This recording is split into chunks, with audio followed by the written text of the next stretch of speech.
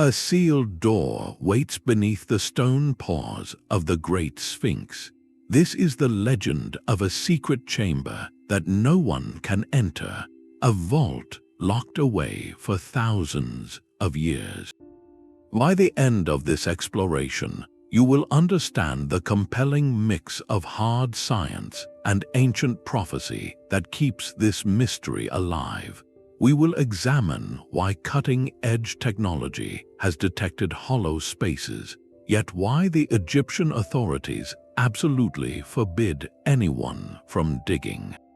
What could be so important to hide or so fragile to protect that it must remain forever in the dark?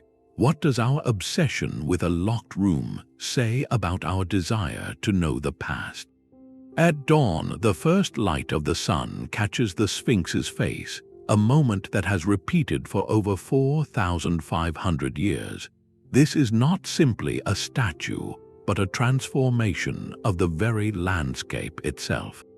Carved directly from a single limestone outcrop on the Giza plateau, the Sphinx is a hybrid creature, a lion's powerful body resting eternally with the serene, watchful head of a pharaoh. Most researchers align its creation with the reign of Pharaoh Khafre, around 2,500 years before the Common Era, placing it as a contemporary of the Second Great Pyramid. Its purpose was profound, acting as a divine guardian. It was likely a manifestation of the sun god, a colossal sentinel positioned to protect the sacred tombs and temples of the Giza necropolis from any intruder, spiritual or physical. The monument itself tells a story of immense age through its weathered body. While the head shows the marks of time, the body reveals deep, undulating grooves, erosion patterns that some geologists argue were carved not by wind and sand alone, but by heavy rainfall, a climate that vanished from Egypt millennia before the traditional dating. This very erosion invites a compelling question. If the Sphinx is so deeply a part of the bedrock, shaped by forces we are still learning to understand, what secrets might that same bedrock hold within it? To consider a hidden chamber is not to indulge in pure fantasy, but to engage with the monument's fundamental nature. It is a piece of the earth sculpted. And within the earth, there are often voids, pockets, and spaces waiting to be found. These whispers of a hollow space are not a modern invention. For centuries, travelers and scholars gazing upon the weathered guardian have spoken of more than just stone. The Roman historian Pliny the Elder, in his great work of natural history, wrote of the Egyptians burying their kings and their wisdom deep within the earth, suggesting a culture that intentionally concealed its most precious knowledge. Centuries later, the medieval Arab historian al-Makrizi recorded local beliefs about hidden, treasure-filled passages within the Giza plateau, stories passed down through generations. These were not detailed maps, but persistent rumors, a sense that the visible monuments were merely the surface of a much deeper truth. This idea found its most influential modern voice in the 20th century through a man named Edgar Cayce, known to his followers as the Sleeping Prophet. While in a trance state, Cayce delivered hundreds of readings about ancient Egypt. He made a startlingly specific prophecy that beneath the sands, tucked under the right paw of the Sphinx, lay a sealed hall. This was not a tomb for gold, but a library, a hall of records safeguarding the complete history and advanced spiritual wisdom of a lost civilization, often linked to the legend of Atlantis. He predicted this vault would be rediscovered before the end of the 20th century. Now, from a historical perspective, Cayce's claims exist entirely outside the realm of verified archaeology. No tangible evidence supports them, yet their impact cannot be ignored. They transformed a vague legend into a precise destination, a hall under the right paw. They framed the potential discovery not as mere treasure hunting, but as a recovery of lost human enlightenment. This powerful narrative took root in the public imagination, creating a compelling why, a reason for the chamber to exist that was far grander than any pharaoh's treasure.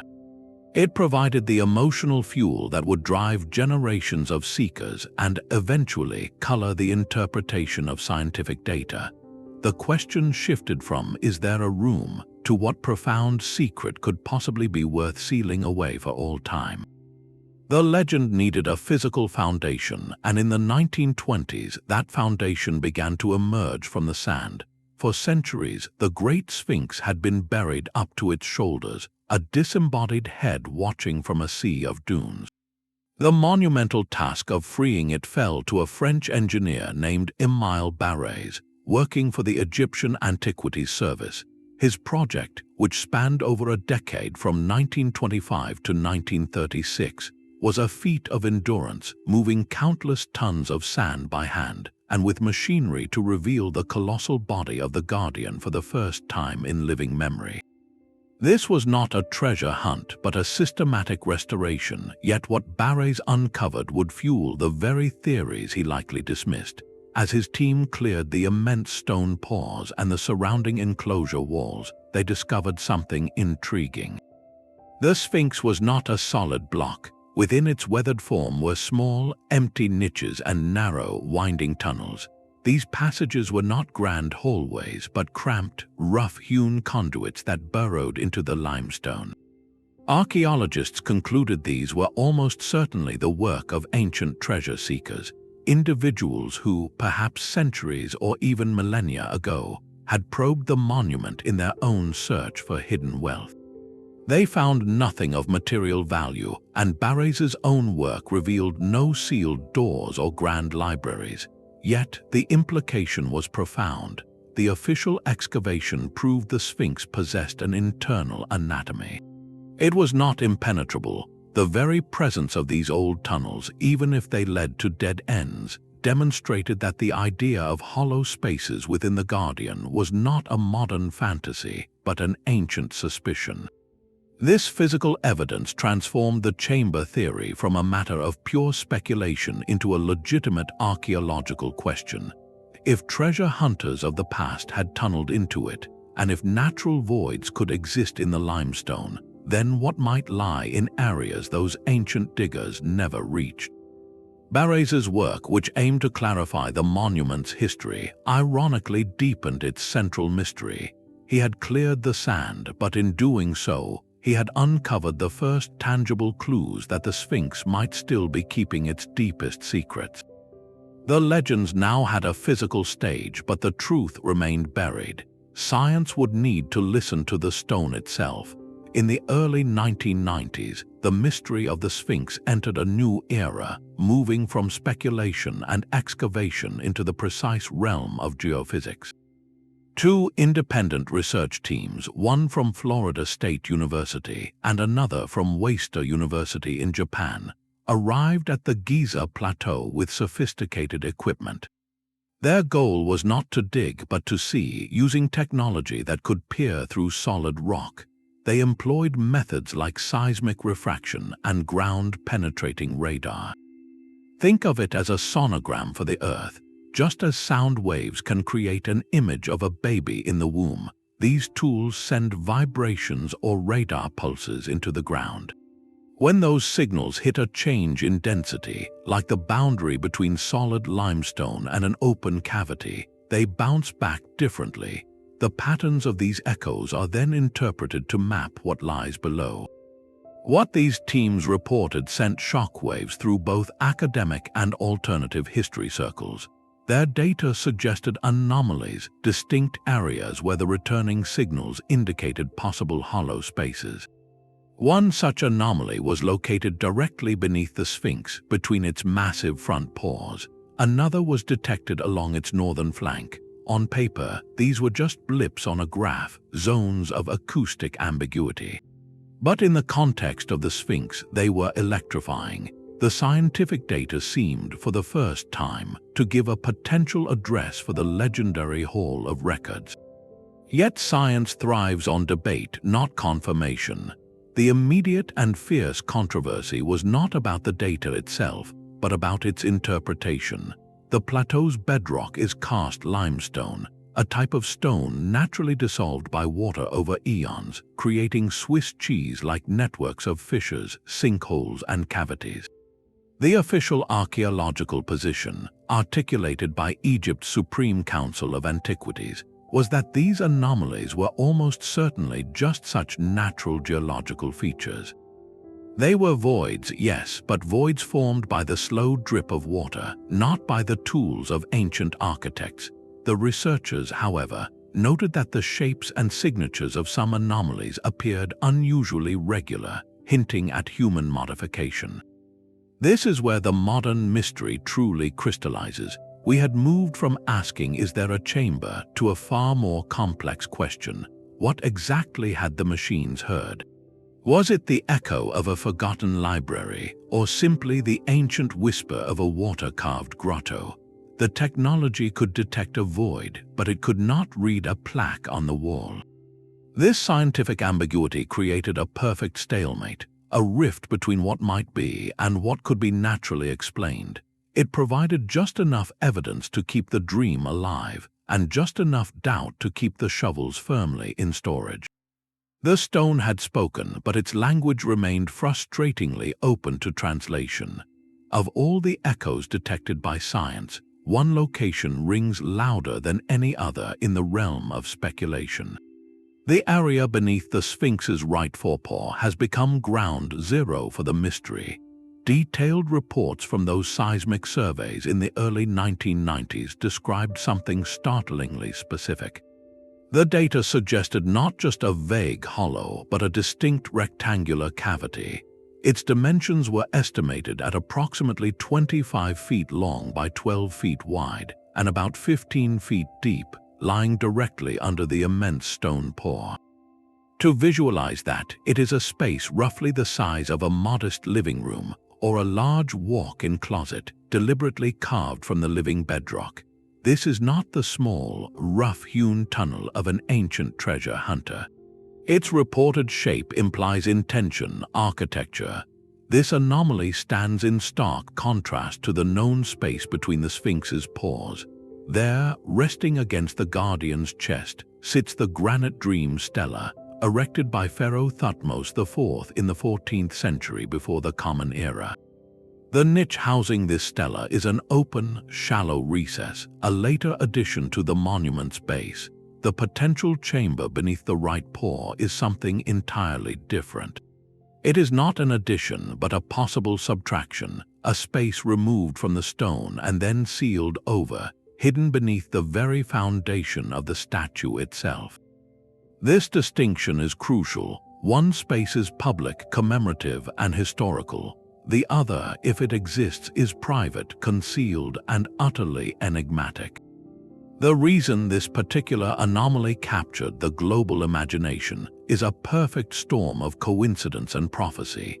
Its location is a direct, literal match for the most specific detail from Edgar Cayce's trance readings. He did not speak of a general area beneath the Sphinx, but of a hall of records under its right paw. When scientific instruments seemed to pinpoint a man-made shaped void in that exact spot, it felt less like a discovery and more like a confirmation. The legend had provided the map, and science appeared to have found the X. This fusion gave the anomaly a powerful narrative gravity, transforming it from a geological curiosity into the potential resting place of lost human history. Yet, confirming its nature presents a labyrinth of challenges far beyond the physical. Logistically, excavating directly beneath the paw of a 4,500-year-old, fragile monument is an engineer's nightmare. The risk of destabilizing the entire structure is immense. Any exploration would require meticulous, non-invasive techniques, a slow and careful process of verification before even considering physical access. The greater barrier, however, is political and custodial. The Egyptian authorities, specifically the Supreme Council of Antiquities, maintain a firm and unambiguous position. They view the Sphinx not as a puzzle to be solved by breaking it open, but as a priceless, irreplaceable World Heritage Site to be preserved for all future generations. The official interpretation of the seismic data is that it shows natural fissures in the limestone bedrock, not architecturally significant chambers. From this perspective, to dig based on speculative interpretations and century-old prophecies is not archaeology but vandalism.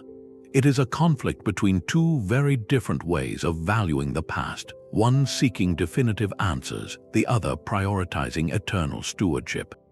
This impasse means the rectangular space, whether a library of the ancients or a water-carved pocket, remains in the realm of the possible, a secret the Sphinx is allowed to keep, guarded not by magic, but by the sober weight of responsibility and stone. This is not a simple refusal born of secrecy, but one rooted in a profound and sobering responsibility. The Sphinx is not a sturdy mountain, but a patient in critical condition. For over 4,500 years, it has endured a relentless assault from the elements. The desert wind, carrying abrasive sand, acts like a slow, invisible sandblaster scouring the soft limestone. Below the surface, a more insidious threat rises as shifting groundwater and modern irrigation seep into the bedrock, dissolving the stone from within through capillary action.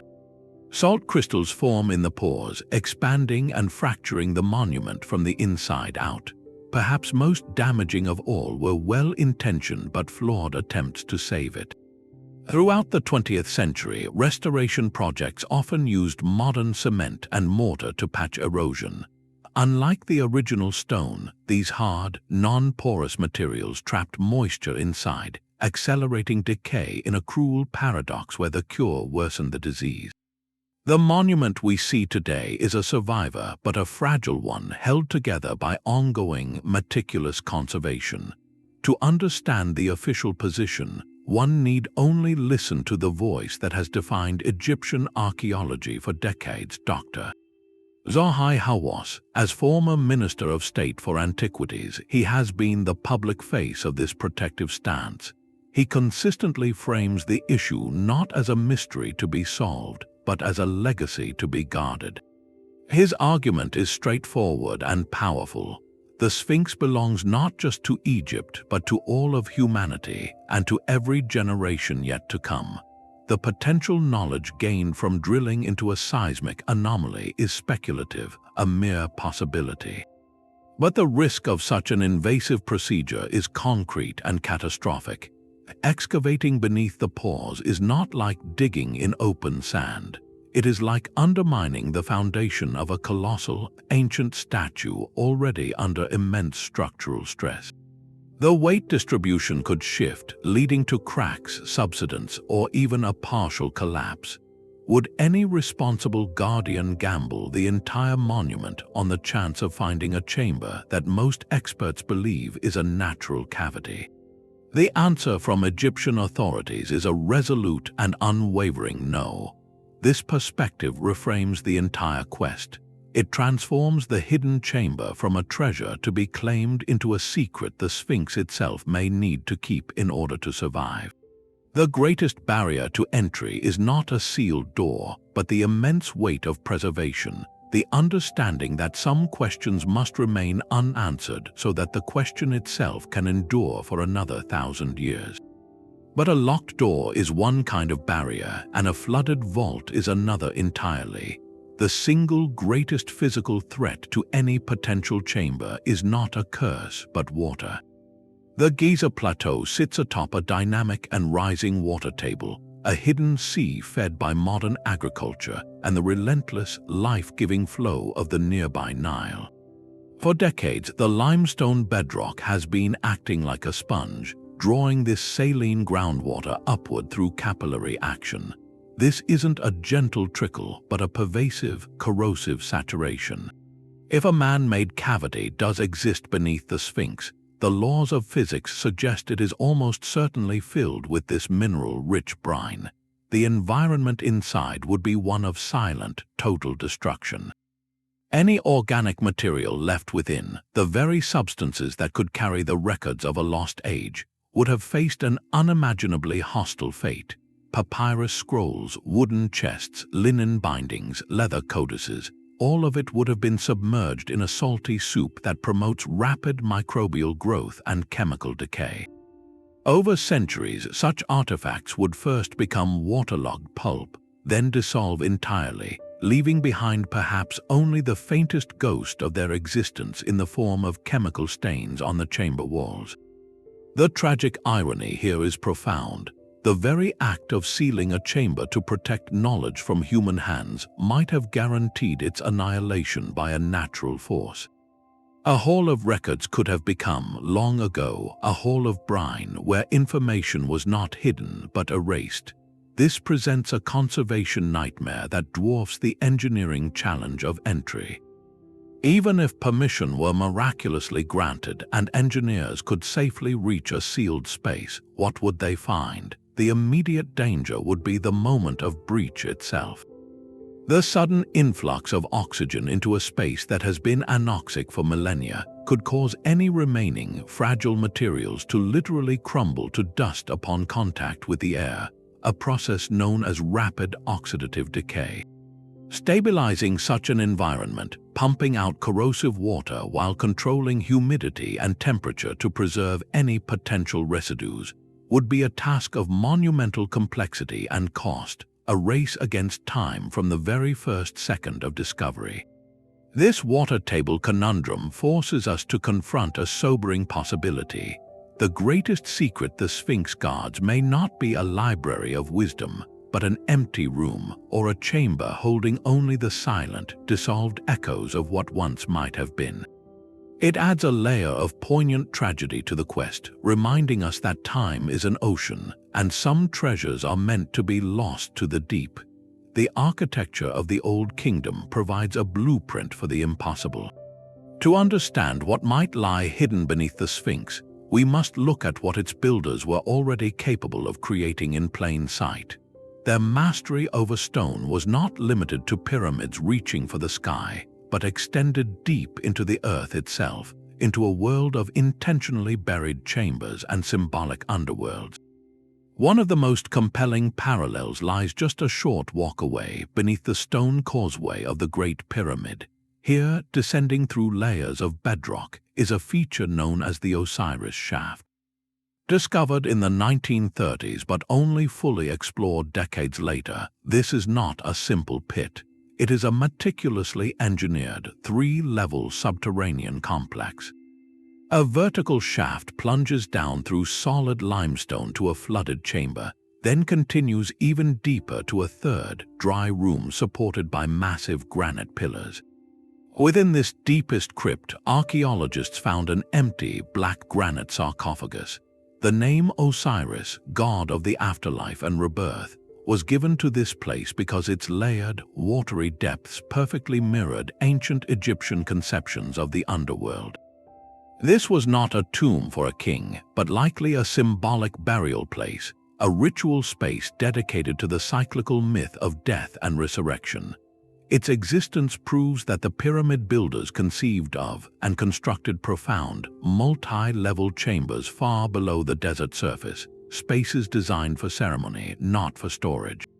Even more telling is the case of Pharaoh Sekhemkhet, a successor of Djoser who built his own step pyramid at Saqqara. Within its subterranean labyrinth, excavators in the 1950s uncovered a sealed, intact alabaster sarcophagus, a breathtaking find. With great anticipation, they opened it, only to find it completely empty. This was not a case of robbery, but of intention.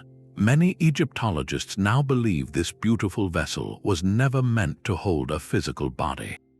It was a ceremonial deposit, a vessel for the king's spiritual essence, placed in a hidden chamber as part of a foundational ritual. These architectural precedents are crucial. They show us that the Old Kingdom mind did not hide things only to keep them safe from thieves, but to fulfill a sacred, symbolic function.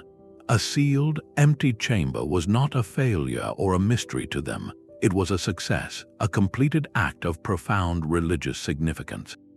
So, if we apply this framework to the Sphinx, the question changes. We are no longer just asking if there is a room, but what its purpose might have been if it follows the patterns of its time. Could a space beneath the Guardian's paw have been a symbolic crypt, an Osiris shaft in miniature, representing the underworld over which the Solar Guardian watched? Might it have contained a ritual deposit, an alabaster box holding not scrolls, but a sacred relic meant to empower the statue itself? This shifts the speculation from a modern treasure hunt to an ancient mindset. The builders were masters of embedding meaning into geology. A hidden chamber would not be a library in our sense, but a consecrated void, a physical prayer locked in stone. Its value would be in its existence and its secrecy, not in any tangible artifact we might recover. This architectural context does not prove a chamber is there, but it builds a compelling case for why one might have been conceived, transforming a wild legend into a structurally plausible hypothesis rooted in the known spiritual language of the age. A sealed door often guards another door. For a direct parallel to the Sphinx dilemma, we must look not at the Guardian itself, but at its neighbor, the Great Pyramid, and a mission that became a global spectacle. In 2002, a team of engineers and archaeologists, backed by National Geographic, prepared to solve a centuries-old puzzle. Deep within the Great Pyramid, in the so-called Queen's Chamber, two narrow, square shafts, each only about 8 inches wide, angled upwards from the walls into the pyramid's heart. Their purpose was unknown, but they were sealed shut by limestone blocking stones. The mission was to send a custom-built robot, named Pyramid Rover, up the northern shaft, drill a small hole through the blocking stone, and send a camera through to see what, if anything, lay beyond. The world watched a live broadcast as the robot inched forward, its drill whirring against the ancient limestone. It successfully penetrated the slab, and the camera lens pushed through into the darkness. What it revealed was not a hidden chamber or a royal treasure, but a stunning anticlimax that was, in itself, a profound discovery. Just a few inches behind the first blocking stone was a second slab of limestone. And embedded in the surface of this second door were two curious copper pins, shaped like small handles. The robot could go no further. The mission had reached another barrier. This small, technological foray into the pyramid's anatomy perfectly illustrates the immense challenges of exploring any sealed space in ancient Egypt. The logistical hurdles were enormous, requiring years of permissions, delicate engineering to avoid damage, and global scrutiny, and the result was not an answer but a deeper, more intricate question. The copper pins suggested the slab was not just a block, but a door with a functional mechanism, perhaps one that could be slid aside. But why place a door behind a door? The architecture spoke of intentional, layered secrecy.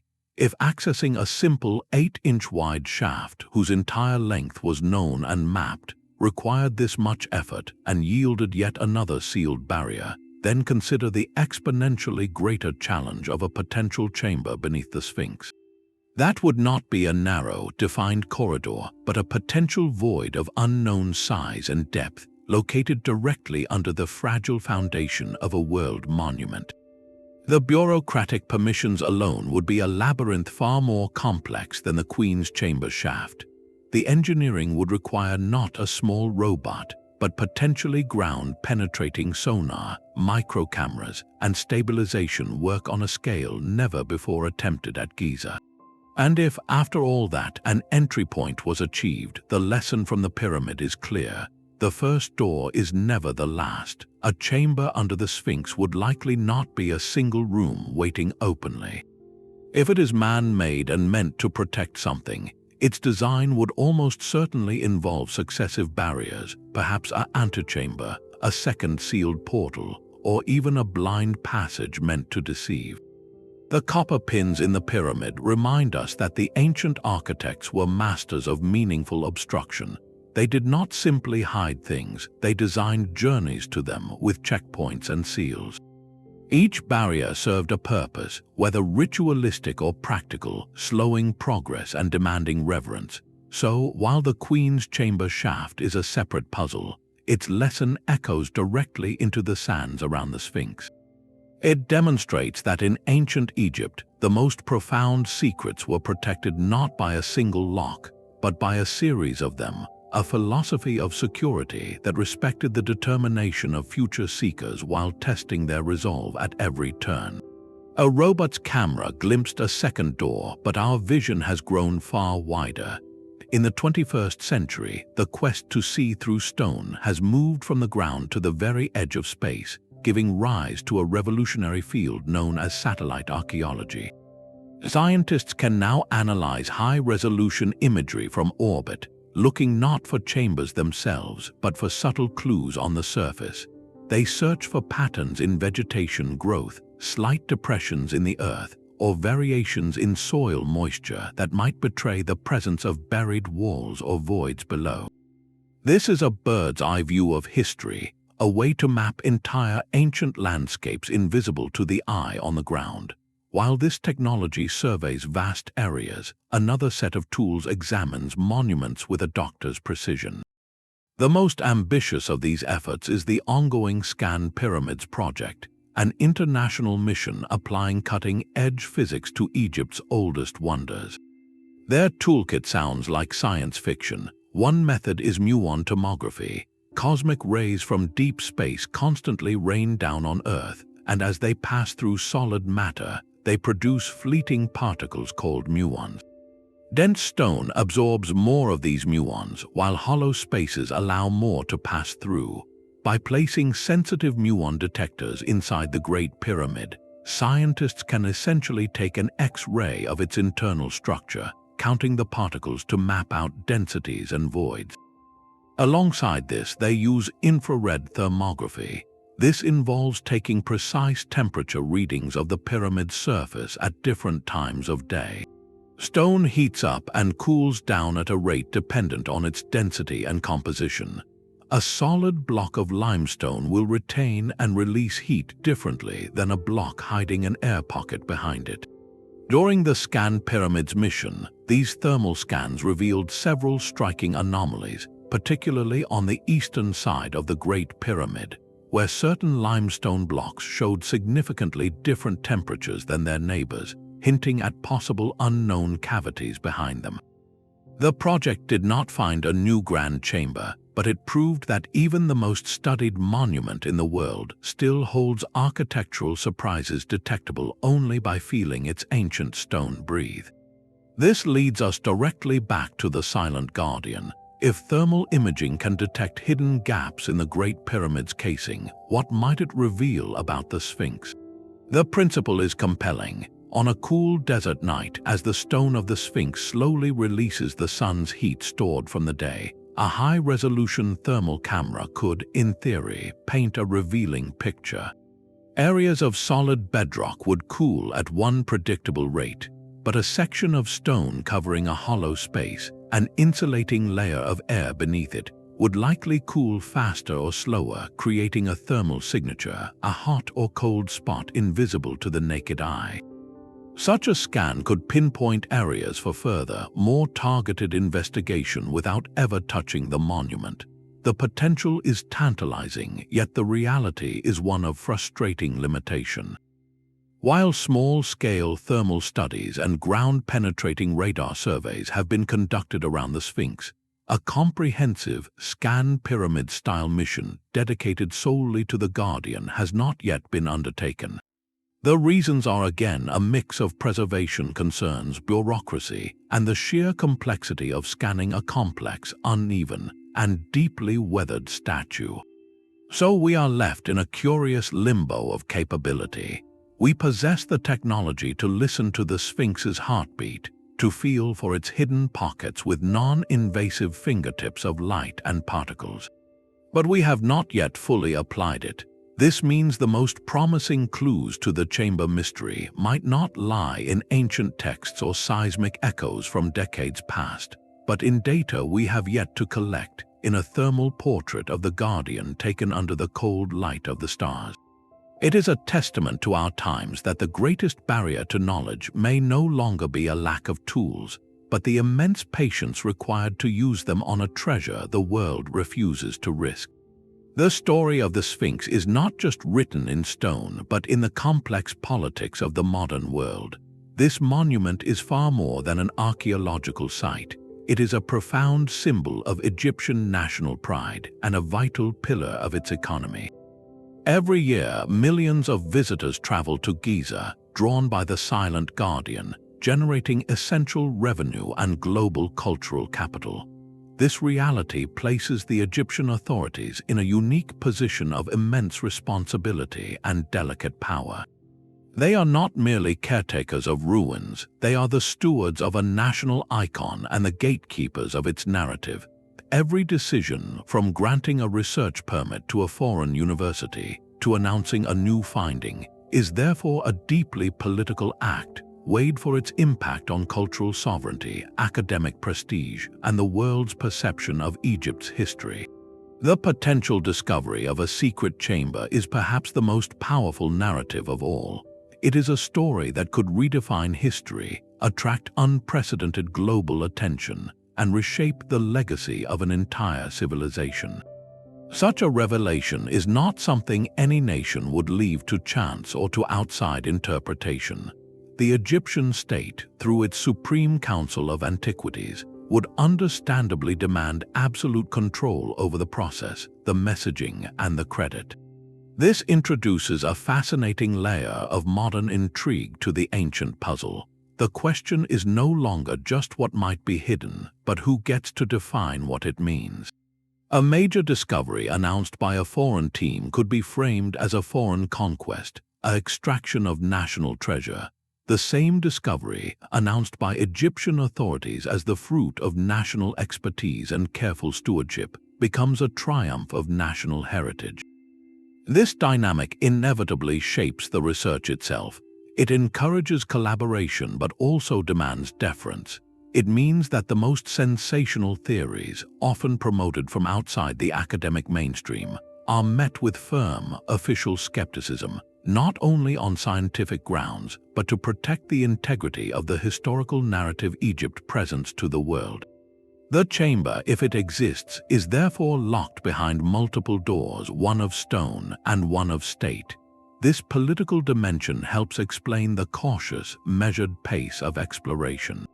It is a reminder that some of the most impenetrable barriers are not carved by ancient hands, but built from the very real need to protect a legacy for a nation and its future. The enduring power of the Hall of Records legend lies not in its scientific proof, but in its deep roots within humanity's oldest stories. Long before Edgar Cayce described his Atlantean library, the ancient Egyptians themselves spoke of a hidden repository of divine knowledge. This was the mythical Hall of Records, or the House of Life, a concept tied to Thoth, the ibis-headed god of wisdom, writing, and magic. In myth, Thoth was the scribe of the gods, the keeper of all sacred formulas, and the chronicler of time itself. It was believed he inscribed the principles of civilization, from law and astronomy to medicine and architecture, onto emerald tablets or sacred scrolls. These were not meant for common eyes, but were stored in a celestial or subterranean hall, accessible only to the initiated or the gods. This myth provided a powerful template, a cultural memory of lost wisdom waiting to be rediscovered. When Cayce, centuries later, channeled his specific prophecy, he was unconsciously tapping into this archetypal vein. He provided a modern address for an ancient dream, placing Thoth's library not in a mythical realm, but under the right paw of a very real guardian. This fusion gave the legend a potent authenticity, making the Sphinx not just a statue, but a potential bookmark in the world's oldest story. So what would such a hall logically contain if it were real? The prophecy suggests records of a lost civilization, perhaps Atlantis, detailing its history, spiritual beliefs, and advanced technology. This implies physical artifacts, metal or stone tablets, or papyrus scrolls sealed against time. Yet from an archaeological standpoint, the survival of such organic materials in the damp, saline environment we discussed seems nearly impossible. This leads to a more intriguing possibility, that the hall is symbolic rather than literal. In the Egyptian worldview, the act of inscribing knowledge in a hidden, consecrated space was itself a magical act. It was less about preserving information for future humans to read, and more about embedding that knowledge into the fabric of the universe, into the Juat or underworld, to maintain cosmic order. A sealed chamber might then be a ritual deposit, a time capsule of sacred power meant to empower the Sphinx as an eternal guardian, its contents spiritually potent but physically mundane, perhaps an anointed stone or a ceremonial statue. This perspective reframes our search from one for information to one for intention. The prophecy's predicted discovery date, the end of the 20th century, has of course passed without event. This failed prediction from a rational viewpoint discredits the literal accuracy of Cayce's vision, yet myths are not judged by their calendar dates but by their enduring emotional truth. The date's passing did not kill the legend, it simply evolved it. The prophecy's true role has been to shape public expectation, to answer the burning question of why with a grand, satisfying narrative. It tells us that a sealed chamber must hold something world-altering, not just another empty sarcophagus. It provides the drama, the stakes that make the scientific search for a geological anomaly feel like a quest for the Holy Grail. In this way, the Hall of Records theory is less a historical hypothesis and more a modern myth in active formation, a story we tell ourselves about lost golden ages and the promise of redemption through forgotten knowledge. It ensures that every seismic anomaly beneath the Sphinx is not just a void in the rock, but a potential doorway to a forgotten chapter of ourselves. The data from beneath the Sphinx presents a riddle with two equally valid solutions, a scientific stalemate that lies at the very heart of the mystery. To understand this divide, we must listen to two different groups of experts, each interpreting the same echoes from the stone through the lens of their own discipline. The first voice belongs to the geologist who sees the Giza plateau not as a collection of monuments, but as a living chapter in Earth's history. The bedrock here is a specific type of limestone known as Mokattam Formation, a stone that began as the compressed sediment of an ancient sea. Over tens of millions of years, this limestone was subjected to a powerful natural process. As slightly acidic rainwater percolated down through fractures in the rock, it slowly dissolved the calcium carbonate, carving out intricate networks of tunnels, sinkholes, and chambers. These are known as solution cavities, and they are extraordinarily common in karst landscapes around the world. From this perspective, the anomalies detected by seismic surveys are almost certainly just these natural voids. They are the expected background noise of the geology, the empty spaces left behind by ancient water flow. Their shapes can be irregular, but they can also, by pure chance, appear surprisingly geometric. A rectangular void in nature is not impossible. It is simply a less common alignment of fractures and dissolution patterns. The geologist's argument is one of probability. Why search for a rare, man-made explanation when a common, natural one fits the known environment so perfectly? The second voice belongs to the archaeologist and the architectural historian. They look at the same data and ask a different question, not what is common in nature, but what is consistent with the known capabilities of the Old Kingdom builders. These were individuals who moved multi-ton granite blocks with precision, who aligned pyramids to true north, and who engineered internal chambers to withstand unimaginable weight. The suggestion of a rectangular space with its sharp corners and consistent dimensions triggers a professional instinct. Nature rarely produces perfect 90-degree angles, human hands do. If the seismic signature truly indicates a man-made void, then its location is the most compelling clue of all. Placing a chamber directly beneath the foundational pore of the Sphinx is an act of profound symbolic intention. It would integrate the hidden space into the very identity of the monument, making it an essential part of the guardian's anatomy, rather than a later addition or a random cavity. This school of thought points to other subterranean works from the period, like the layered Osiris shaft, as proof that the pyramid builders were master excavators, capable of and inclined toward creating meaningful spaces deep within the bedrock. For them, the anomaly is not background noise, it is a potential signal, an architectural fingerprint waiting to be confirmed. This is where the mystery persists, not in the shadows of conspiracy, but in the clear light of academic debate. The seismic technology used in the 1990s was groundbreaking for its time, but it was also blunt. It could detect a change in density, a hollow, but it could not render a high-definition image of the hollow's walls. It could not distinguish between the rough, water-worn surface of a natural cave and the tool marks of a chisel. Subsequent surveys with more advanced ground-penetrating radar have provided further details, yet even this data remains open to interpretation. One team's clear chamber is another team's fractured bedrock. Without physical access, which preservation concerns rightly forbid, the evidence remains circumstantial. This stalemate is actually a healthy and necessary part of the scientific process. It forces humility. It reminds us that our tools, while powerful, have limits, and that the most ancient stones are often the most reluctant to give up their truths. The rectangular void beneath the paw, therefore, exists in a state of quantum possibility, both a natural formation and a built room until the moment it is observed directly. This unresolved tension is what fuels genuine research and keeps the question alive, a perfect example of how a legend can thrive precisely where hard science meets the edge of its own understanding. To see through stone, we must learn to listen to echoes of a different kind. Ground-penetrating radar, or GPR, is one of archaeology's most powerful non-invasive tools, a technological divining rod that has revealed lost cities and buried temples across the globe. The principle is elegantly simple. A unit is moved across the ground, and it sends pulses of high-frequency radio waves down into the earth.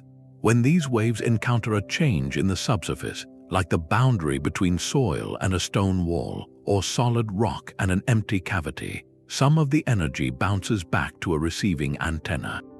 By measuring the time it takes for that echo to return and the strength of the signal, a computer can build a cross-sectional image, a rough sketch of what lies below, often displayed as a series of wavy, multicolored lines on a screen. This technology has scored spectacular successes, mapping the entire Roman city of Falieri Novi in Italy without lifting a single trowel, and revealing the layout of ancient settlements beneath farm fields. At Giza, however, the ground tells a more complicated story. The promise of a clear picture runs into the messy reality of the plateau itself. The bedrock is not a uniform, homogeneous block. It is a chaotic mosaic of different limestone layers, some dense and solid, others fractured and crumbly, all interspersed with those natural solution cavities we discussed. Each of these geological interfaces sends back its own echo, creating a forest of signals on the redoubt. Then there is the human history layered on top. Centuries of excavation, restoration, and even ancient treasure hunting have left behind a jumble of backfilled trenches, pockets of different rubble, and fragments of older structures. Modern infrastructure, like cables and water pipes for the nearby visitor facilities, adds another layer of metallic clutter. For a GPR unit, all of these things look interesting. A chunk of fallen casing stone from the Old Kingdom, a pocket of air in a natural fissure, and the corner of a man-made chamber could all produce strikingly similar squiggles on the screen. The data becomes a cacophony of echoes, where the signal of a potential discovery is drowned out by the noise of everything else. This is why even the most advanced GPR surveys at Giza have produced tantalizing but ultimately ambiguous results. The anomalies are there, clear as day on the graphs, but their identity remains shrouded. Is that dense, rectangular signature a granite block placed by a pharaoh's architect, or just an unusually solid nodule of limestone that formed millions of years ago. The radar cannot tell us the age or the purpose of what it finds, only that something down there is different from the material around it. This honest limitation is crucial to understand. It transforms the quest from a simple treasure map into a sophisticated puzzle of interpretation. Two experts can look at the same sheet of wavy lines and draw completely different conclusions, one seeing the clear outline of a chamber, the other seeing the predictable chaos of a complex geological site. This ambiguity is not a failure of the technology, but a testament to the challenging environment it is asked to decipher. The stone of Giza has been keeping secrets for a very long time, and it has learned to speak in a whisper that is easily lost in the static of its own long and turbulent history. The ancient Egyptians understood that true power often resided in what was hidden from view. Their entire civilization was built upon a foundation of sacred secrecy, a belief that certain spaces and objects held such potent spiritual energy that they needed to be shielded, not just from thieves but from the profane world itself. This cultural instinct for concealment gives the Sphinx chamber theory a profound layer of plausibility, moving it from pure speculation into the realm of recognizable tradition. Consider the humble yet vital feature known as the serdab. Found within many Old Kingdom tombs, the serdab was a small, sealed chamber, often with only a narrow slit or no opening at all. Inside, the Egyptians placed a statue of the tomb's owner. This was not merely a portrait, it was a vessel. They believed a person's life force, their ka, required a physical home to inhabit for eternity after the body's passing. By sealing this statue away in a dark, inaccessible space, they were protecting the very essence of the individual, ensuring their spirit had a permanent, undisturbed residence. The statue did not need to be seen to function. Its power came from its secure and hidden presence. This practice reveals a core principle. For the Egyptians, invisibility was a form of preservation and a source of strength. This principle scaled dramatically in later periods, most famously with the royal cache at Deir el-Bahari. By the end of the New Kingdom, the tombs of the pharaohs in the Valley of the Kings had suffered widespread plundering. In a desperate act of preservation, the priests of the 21st dynasty undertook a secret, monumental operation. They gathered the royal mummies from their violated tombs, including great rulers like Ramesses II and Thutmose III, and carefully rewrapped them. Then they transported these kings and queens to a single, unmarked cliff tomb far from the royal valley. The entrance was concealed, the knowledge of its location guarded by a trusted few. For 3,000 years, this cache of history rested in complete darkness, a collective, hidden sanctuary for the most sacred remains of Egypt's past. It was not discovered until the late 19th century, a stunning validation of the culture's ability to keep a secret. Here, the motivation was practical protection, but it was rooted in the same sacred imperative to shield what is most revered from harm and disrespect. When we apply this cultural lens to the Sphinx, the question transforms. We are no longer just asking if a chamber exists, but why one might have been created in the first place. The Sphinx was not a tomb, but a divine guardian, a fusion of royal and solar power carved from the living earth. If the serdab was a hidden home for a single ka, could a space beneath the Sphinx have been a kind of cosmic serdab? A consecrated void designed to hold not a physical statue, but a ritual deposit meant to empower the monument itself. Perhaps it contained sacred texts on durable materials, not as a library for future readers, but as magical spells to eternally activate the guardian's protective role. Or maybe it held ceremonial objects, anointed oils, or foundation deposits that, by their very presence in that sealed space, completed the statue's spiritual purpose. The culture that hid its kings in a cliff and sealed spirit statues in stone walls absolutely possessed the conceptual framework for creating a hidden, sacred space beneath its greatest guardian. The impulse to hide what is most precious is woven into the fabric of their worldview. So, while radar signatures and geological debates focus on the physical possibility, the historical precedents speak to a deeper likelihood, the psychological and religious inclination. The Egyptians were masters of meaningful concealment. A secret chamber would not be an anomaly in their architectural philosophy, but a potential masterpiece of it, a final, perfect expression of the belief that some truths are too powerful to be left in the light. Yet the silence beneath the stone is amplified by a very loud and modern machine. The mystery of the Sphinx chamber does not exist in a vacuum. It is a story told and retold, packaged and sold to a world hungry for wonder. This narrative has grown into a full-fledged industry, one where books, television specials, and streaming documentaries transform geological anomalies into global events. The formula is compelling, blending grainy reenactments of ancient rituals with dramatic computer-generated imagery of hidden libraries, all set to a soundtrack of mounting tension. These productions often walk a fine line, presenting fringe theories alongside established archaeology, sometimes giving them equal weight in the pursuit of a gripping story. The result is a powerful feedback loop where public fascination, fueled by sensational media, creates a market demand for more content, which in turn funds further expeditions and surveys. This commercial engine generates significant pressure for a breakthrough, a pressure that can subtly shape the direction of research. Investigations that promise a headline-grabbing revelation, like the search for a specific haul of records, can attract more private funding and media partnerships than those focused on the slow, meticulous work of understanding groundwater erosion or bedrock composition. The economic incentives become complex, even paradoxical. An unsolved mystery holds perpetual value. It is a story that can be revisited every few years with new technology or a fresh theory.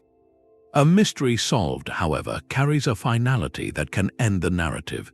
If a chamber were found and proved to be nothing more than a water-worn cavity, the legend dies, and with it, a lucrative stream of books and documentaries. This creates a strange dynamic where the ongoing question itself has tangible worth, sometimes greater than the potential answer. This industry also plays a crucial role in shaping public understanding, and by extension, public funding for legitimate science. When millions of viewers watch a program questioning established timelines or proposing lost civilizations, it creates a grassroots interest that governments and institutions cannot ignore. This can lead to increased tourism, which directly funds conservation efforts at the Giza Plateau. It can also open doors for serious researchers to secure grants for non-invasive surveys, using the public's curiosity as a lever to advance scientific exploration. Yet the tension remains between entertainment and education, between the compelling story and the complicated, often less dramatic truth. The mystery industry reminds us that our deepest questions about the past are not just archaeological, they are profoundly human, and in the modern world, they are also undeniably commercial. The Sphinx, in its eternal silence, has become a silent partner in a global conversation about what we value, what we hope to find, and the stories we are willing to buy. A locked door invites whispers of what lies behind it, and some of those whispers have grown into full-throated claims of conspiracy. When official archaeology moves slowly and answers remain ambiguous, a vacuum forms, and it is often filled with dramatic narratives of hidden truths and intentional suppression. Among the most persistent is the idea that a chamber beneath the Sphinx was indeed discovered, perhaps decades ago, and was secretly excavated by a powerful, shadowy group. The contents, according to various theories, ranged from advanced alien technology to crystal skulls, or records so revolutionary they would rewrite human history and destabilize religious and political institutions. These narratives propose that this knowledge was then locked away in private vaults or military installations, forever hidden from public view to protect the established order. Another branch of this thinking suggests the Egyptian authorities themselves are complicit, actively blocking exploration not for preservation, but to prevent a paradigm-shifting revelation about the true age and origin of civilization. On the surface, these are gripping stories, offering a clear villain and a definitive, if secret, answer to the mystery. They transform the frustrating lack of evidence into evidence of a cover-up, a perfect closed loop. Yet when we calmly examine the mechanics of such a claim, it begins to unravel under the weight of practical reality. The Giza Plateau is one of the most intensely scrutinized archaeological sites on Earth. It is surrounded by a bustling city, visited by millions of tourists annually, and monitored by a large staff of Egyptian inspectors, international researchers, and local workers. The notion that a major excavation could be conducted beneath the Sphinx, involving the removal of tons of rubble and artifacts, without a single credible whistleblower, satellite image, or telltale sign, is extraordinarily difficult to sustain. Furthermore, the idea that a unified, global cabal could keep such a discovery secret ignores the deeply competitive and fragmented nature of archaeology, academia, and government. Rivalries between institutions and nations are fierce, the drive for academic prestige is immense, and the potential fame for such a discovery would be incalculable. The incentive for any individual or group involved to leak proof would be overwhelming. So why do these theories persist with such vigor, even in the absence of proof? Their power lies not in evidence but in emotional psychology. They offer a satisfying resolution to a story that orthodox science leaves frustratingly open-ended. The slow, meticulous, and often inconclusive work of real archaeology cannot compete with the narrative punch of a secret vault and a world-altering truth. Conspiracy theories provide a simple, dramatic answer where science offers only complex, probabilistic maybes. They also tap into a legitimate and healthy skepticism of authority, transforming the cautious, preservation-minded stance of cultural guardians into something more sinister. This does not mean every question asked by alternative researchers is invalid. Their role is often to challenge orthodox assumptions and push for new investigations, which is a vital part of the scientific process. The key is to distinguish between asking challenging questions, which is essential, and asserting definitive answers without verifiable evidence, which leads into the realm of myth-making. The enduring lesson here is about how we, as a culture, handle mystery. We seem to have a lower tolerance for the unknown than the ancient Egyptians did. Where they might have seen a sacred, purposeful secrecy, we are quick to suspect a malicious concealment. The true cover-up narrative, then, may not be about hidden chambers, but about our own modern impatience, our desire for a clean, exciting story where often there is only the slow, patient, and ambiguous work of listening to what the stones are willing to tell us. The debate over what to do next is not merely technical but deeply ethical. On one side stands the compelling argument for a definitive, if delicate, investigation. Proponents ask if there is even a remote chance of a discovery that could fundamentally reshape our understanding of ancient civilization. Do we not have a duty to seek it out? The potential reward is staggering: to finally answer a question that has captivated humanity for centuries, to either confirm a legendary chapter of human history or to finally, with scientific certainty, close the book on it.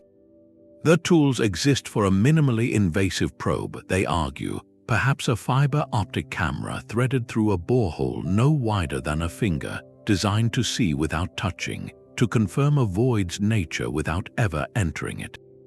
This would not be the reckless excavation of old, but a surgical act of curiosity, a way to replace speculation with fact. The knowledge gained could be transformative, not just for Egyptology but for our collective story. Yet the opposing view carries a profound and sobering weight. It asks us to consider the Sphinx not as a puzzle, but as a patient, and any invasive procedure, no matter how careful, carries an inherent and irreversible risk. Drilling, even microscopically, introduces vibrations, potential microfractures, and disturbances to an environment that has been sealed and stable for millennia. The principle at stake is one of intergenerational equity, the idea that this non-renewable cultural heritage does not belong solely to us, but is held in trust for all future generations. Technology will only improve, they remind us. The tools of 2050 or 2100 will be far more sophisticated, capable of seeing through stone with perfect clarity, rendering today's invasive guesswork obsolete. To dig now with our relatively blunt instruments could be seen as an act of impatience, a theft of possibility from those who come after us. Furthermore, there is the dangerous precedent. If an exception is made for the Sphinx based on popular legend and ambiguous data, where does it end? Every ancient monument has its rumors of hidden chambers. Would we then drill into the heart of the Great Pyramid, or under the stones of Stonehenge, anytime a ground-penetrating radar shows an interesting blip? The floodgates of exploration could open, prioritizing the thrill of the hunt over the sanctity of preservation. This is the core of the philosophical dilemma. It forces us to define our relationship with the deepest past. Are we its interpreters, tasked with uncovering every secret, or are we its guardians, obligated to protect its integrity, even from our own boundless curiosity? The silent stone offers no easy answer, only the echo of our own responsibility. The stone guardian now faces a silent, accelerating threat from the very air and water around it. Climate change is not a distant forecast for the Giza plateau. It is a present and measurable force, one that is subtly but surely rewriting the rules of preservation. Rising global temperatures lead to more extreme daily heat cycles, where the limestone expands under the blistering sun and contracts during the cooler nights. This constant thermal flexing over years and decades stresses the already weathered stone, widening microscopic cracks. At the same time, increasing humidity in the region introduces more moisture into the atmosphere, which can condense on the cooler stone surfaces at night, seeping into those same fissures.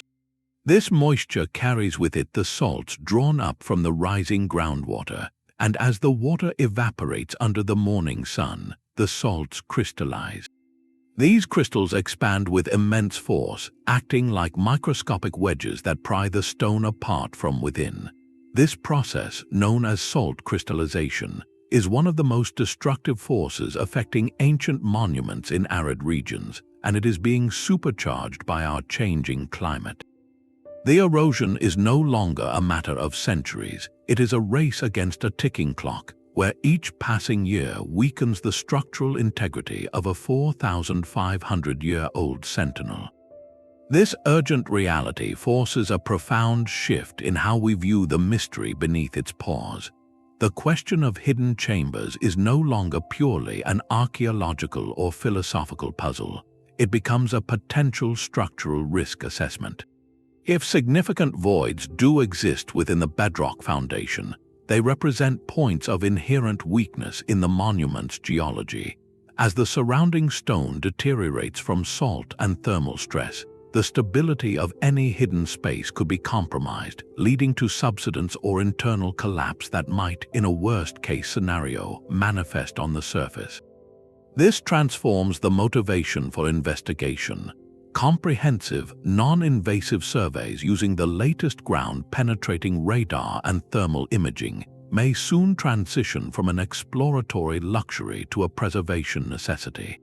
The goal would not be to hunt for treasure, but to create a complete three-dimensional map of the Sphinx's substrate, to understand every fissure, cavity, and density change within its foundation. Only with such a detailed blueprint can conservators accurately model stress points and develop long-term stabilization plans. In this light, searching for chambers is reframed as an act of preventative care. To protect the Sphinx for future generations, we may need to finally listen to all its secrets, not to reveal them to the world, but to understand the full scope of the vulnerabilities we must guard against. The legend of a hidden chamber thus collides with the undeniable reality of climate change, merging the quest for lost knowledge with the urgent duty of planetary stewardship.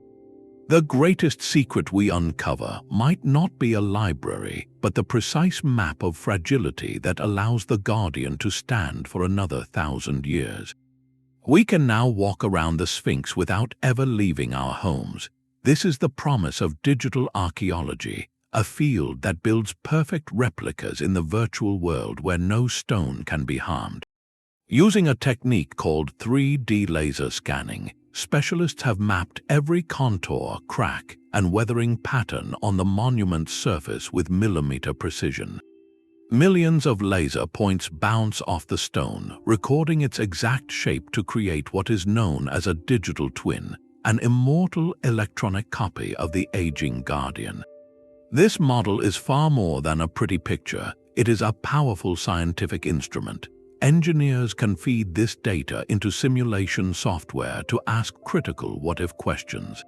They can apply virtual stress to the digital Sphinx, modeling how the structure would react to ground vibrations, or to the immense weight of excavation equipment parked above a potential void. These simulations provide a risk assessment that is otherwise impossible, allowing conservators to understand the limits of safety before any physical intervention is even proposed. For the public, this technology opens a different kind of door. Artists and researchers, using the scanned data as their foundation, can construct speculative models of the interior. With a few clicks, we can visually peel back the layers of limestone beneath the right pore, exploring a beautifully rendered hypothetical chamber. We can float through its digital space, examining architectural details that might align with Old Kingdom design, or simply marvel at the scale of a void that may or may not exist. This virtual exploration represents a profound ethical compromise. It satisfies a fundamental human drive to see and to know, to visualize the unseen, while steadfastly upholding the conservationist's oath to do no harm. The digital frontier transforms the act of discovery from one of extraction to one of imagination. It allows the mystery to live and breathe in a new realm, where curiosity is fulfilled not by breaking seals but by building possibilities. In this space, the question of what lies beneath is not answered, but it is finally given a form we can walk through, discuss, and dream about, leaving the original, silent stone to rest undisturbed under the real desert sun. The Great Pyramid itself has already taught us to expect the unexpected. For centuries, the structure was thought to be understood, its internal chambers mapped and measured. Then, in 2017, the International ScanPyramids team, using those cosmic ray muon detectors, announced a stunning find. High above the Grand Gallery, they confirmed the existence of a large, previously unknown void. Dubbed simply the Big Void, this space is estimated to be over 100 feet long, with a cross-section similar to the Grand Gallery below it. Its purpose remains a complete mystery. It is not a burial chamber, nor does it connect to any known passage. It simply exists, a silent, empty volume of breathtaking scale hidden within the world's most studied building. This was not a legend confirmed by science, but a secret revealed by it, a definitive proof that even our most iconic monuments still hold physical surprises. The lesson here is profound. Our most advanced tools are now revealing that the ancient architects incorporated spaces whose functions we can only guess at, spaces that serve no obvious practical purpose to our modern eyes. This discovery alone reshapes the entire conversation. If the builders of the Great Pyramid saw fit to include a cathedral-sized void with no apparent entrance, then the concept of a sealed space beneath the Sphinx moves from speculative fantasy into the realm of established architectural precedent. These were cultures that built meaning into emptiness, that valued symbolic voids as much as occupied rooms. The pattern continued more recently with the Pyramid of Menkaure, the smallest of the three great pyramids at Giza. In 2023, the same research project announced another significant find. Their scans detected a substantial anomaly, a large void within the pyramid's lower section, behind its distinctive granite casing stones. While its full nature is still being analyzed, this discovery reinforces a critical and humbling point. Our understanding of these structures is fundamentally incomplete. Each time we apply new technology, the stone responds with a new secret. This recurring theme of hidden volumes is not an anomaly, it is becoming a pattern. It tells us that the Old Kingdom's architectural philosophy embraced concealment as a design principle. Chambers and voids were not always meant to be accessed. They were often meant to be eternal, their presence alone fulfilling a ritual or structural purpose known only to the builders. When we stand before the Sphinx, pondering the echoes beneath its pores, we are not engaging in wild speculation. We are applying a lesson learned from its neighbors. The empirical evidence from the pyramids provides a powerful, logical foundation for the possibility. It tells us that the people who carved a guardian from a hillock of limestone were the same people who hid immense voids inside mountains of stone. They thought in layers, in secrets, in spaces that bridged the earthly and the divine. So the question transforms once more. It is no longer, could the builders have made a hidden chamber? We now know unequivocally that they did, and they did so repeatedly. The real question becomes, if they placed such importance on concealed spaces within their most triumphant pyramids, what profound significance might they have assigned to a space within the living bedrock of their eternal guardian? The precedent set by stone makes the silence beneath the Sphinx not just mysterious but eerily consistent. The ruined temple beside the Sphinx is more than just a neighbor, it is a mirror. Built from the same limestone core, this vast, roofless structure sits directly in front of the guardian, its open courtyard oriented precisely toward the rising sun. Its walls are immense, constructed from colossal blocks that some researchers argue predate even the Sphinx itself.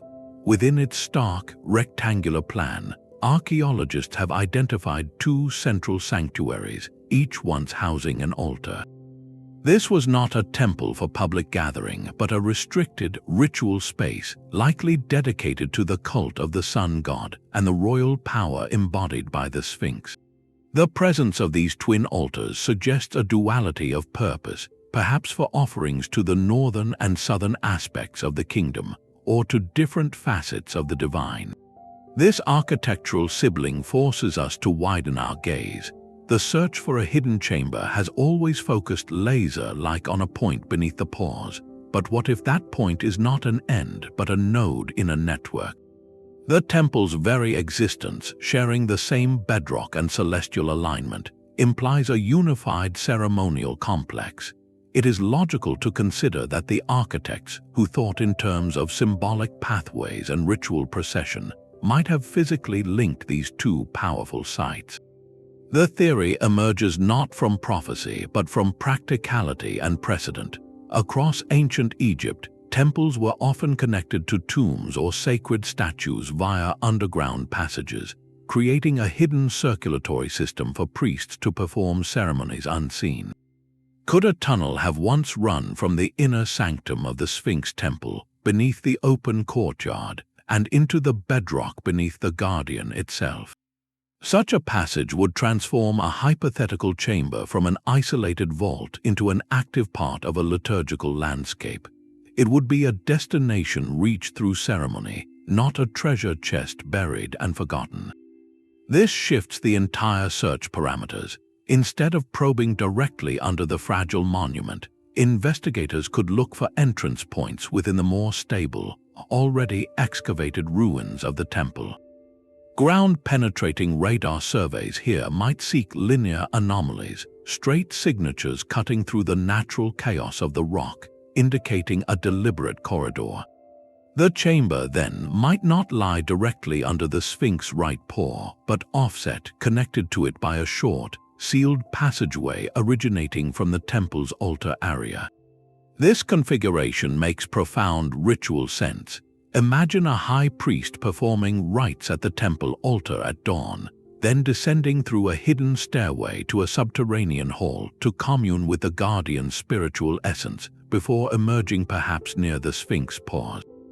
The chamber becomes a crypt, a meeting point between the temple of the sun and the embodiment of its power. This perspective relieves some of the direct engineering pressure on the Sphinx foundation, while deepening the mystery exponentially. It suggests we are not looking for a single room, but for the ghost of a pathway, a buried intention that ties stone to ritual in a way we are only beginning to trace. Perhaps the most profound perspective is that the secret chamber is not a physical room at all. For some thinkers, the entire quest for a hidden door misses the point of the monument entirely. They propose that the Sphinx itself is the chamber, a grand, symbolic vessel carved not to hold artifacts, but to embody an idea. This guardian of the Giza plateau, with its human head upon a lion's body, has always represented a fusion of opposites, intelligence and primal strength, the ruler and the beast. In this light, it becomes a living metaphor for the threshold. It sits eternally at the border between the desert and the necropolis, between the world of the living and the realm of the gods, between what we can see and what we can only sense. The door that no one can enter, then, is not made of limestone but of understanding. It is the barrier to the ultimate mysteries of existence, the afterlife, and our own deep history, which remain, by their very nature, partially veiled. This interpretation shifts the search from an external excavation to an internal one.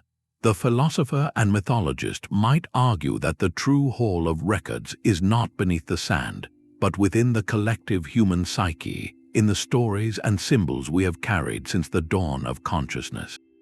The Sphinx as a mythic image guards the entrance to that inner landscape. Its riddle, famously posed to Oedipus in Greek legend, was not about a physical key, but about the nature of humanity itself.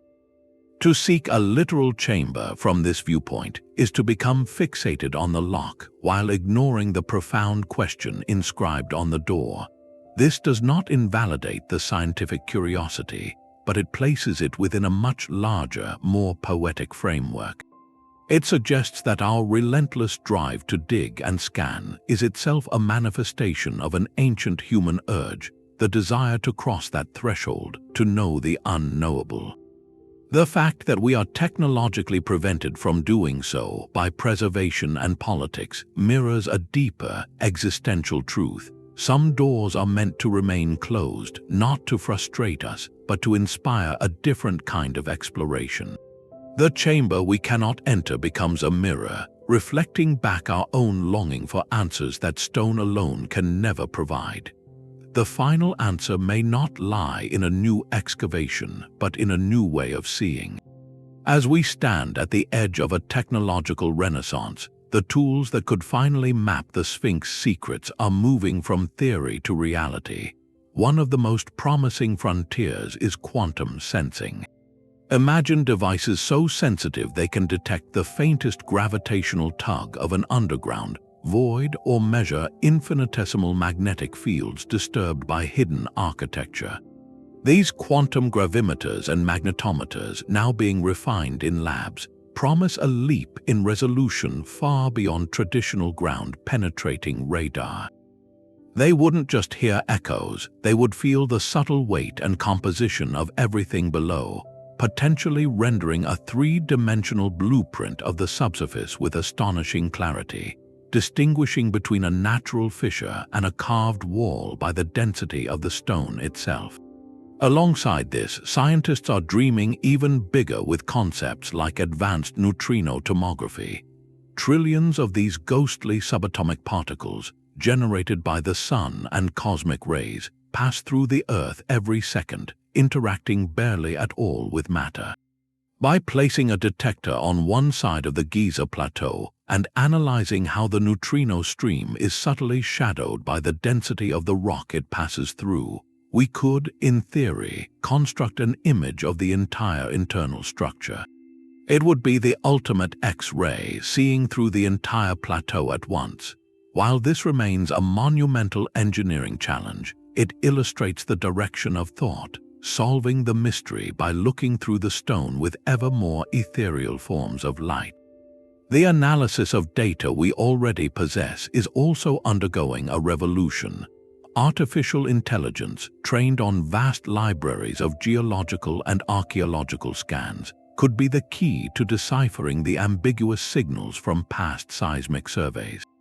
Where human experts see noisy, conflicting squiggles on a graph, an AI algorithm might identify subtle, repeating patterns indicative of human construction, patterns invisible to our eyes.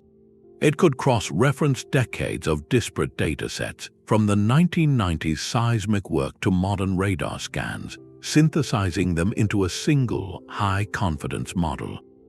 This isn't about replacing archaeologists, but about giving them a powerful new lens, one that can filter out the geological chatter and highlight the potential architectural signal. Realistically, the application of these technologies at a site as sensitive as Giza follows a slow and careful timeline. Prototypes must be proven in less critical environments first. Funding must be secured through international collaborations that balance open research with cultural stewardship. Permissions must be navigated with the same reverence for preservation that has always defined the site. Yet projects are on the horizon, driven by global consortia that include physicists, engineers, and archaeologists united by a shared goal: knowledge without intrusion. We may be a decade, or perhaps two, from a definitive, non-invasive survey that leaves no room for interpretation. This forward-looking perspective offers a profound hope. It suggests that the greatest archaeological discovery of our age might not begin with a shovel breaking ground, but with a silent machine taking a measurement so precise it finally translates the Sphinx's whispered secrets into a map we can all understand, preserving the guardian for eternity while gently illuminating the truth it has guarded for millennia. That locked door in the desert speaks to something far deeper than archaeology. The legend of the Sphinx chamber endures not because of the evidence, but in spite of its ambiguity. It persists because it masterfully weaves together three fundamental human drives. First, there is the sheer awe of ancient scale, the staggering fact that a civilization could carve a guardian from a hill and perhaps hollow out a space beneath it, a testament to ambition that humbles our modern sense of achievement. Second, it presents the perfect, unsolved detective story, a puzzle with clues scattered across geology, mythology, and fragmented history, inviting each of us to become an armchair sleuth piecing together the clues. But the third, and most powerful, is the existential pull of forbidden knowledge, the idea that a complete record of a lost age, a manual for a wiser world, might be intentionally sealed away taps into a profound cultural memory. It is the story of the lost library of Alexandria, of the forgotten wisdom of elders, of a past we sense was more connected to the cosmos than our own fragmented present. This chamber, real or not, becomes a symbol of that severed connection, a physical placeholder for our collective longing to retrieve what we feel has been misplaced in time. The true treasure guarded by the Sphinx, then, may not be gold or tablets, but the perpetual state of wonder it inspires. It holds us in a moment of sublime possibility, where the past is not a closed book but an ongoing conversation, and where the greatest discovery is always the next one waiting just beyond the edge of our understanding. This mystery refuses closure because, in a way, we do not want it solved. The question itself is the compass that keeps us looking backward to move forward, reminding us that our story is far older and more mysterious than any single chapter we have yet deciphered. The Guardian's gaze is unchanged, but our understanding of its silence has deepened. We have followed seismic whispers into the earth, weighed the profound ethics of preservation against the hunger for discovery, and traced the long shadow cast by myth across the bright light of modern science. This journey circles back to a single, enduring truth. The quest for the secret chamber beneath the Sphinx reveals far more about us, the seekers, than it may ever reveal about the ancient architects. Our relentless drive to peer behind the sealed door speaks to a fundamental human need, to connect the fragments of our past into a complete and coherent story, to find a foundational text for civilization itself. Whether a physical space awaits discovery or the chamber serves as the ultimate metaphor for forbidden knowledge, the mystery endures precisely because it lives in that fertile space between what we can prove and what we feel must be true. It stands as a monumental testament to the idea that the most profound secrets are often guarded by a dual sentry, the immovable stone of the monument and the inexorable flow of time itself. Each becomes a reason for the other, preservation justifying patience and patience deepening the enigma. So we are left as we began, with a question hanging in the dry desert air. What do you believe lies in the dark beneath those stone paws? Is it a hall of records, a sacred void, a water-carved cave, or something else entirely? Share your own theories in the comments below. Your perspective is the next chapter in this ongoing story. If exploring history's greatest enigmas captivates you, subscribe for more deep dives into the puzzles that have defined our search for meaning across the ages. And as you go, carry this final thought with you. The greatest discoveries often begin not with an answer, but with a question brave enough to face the possibility of silence.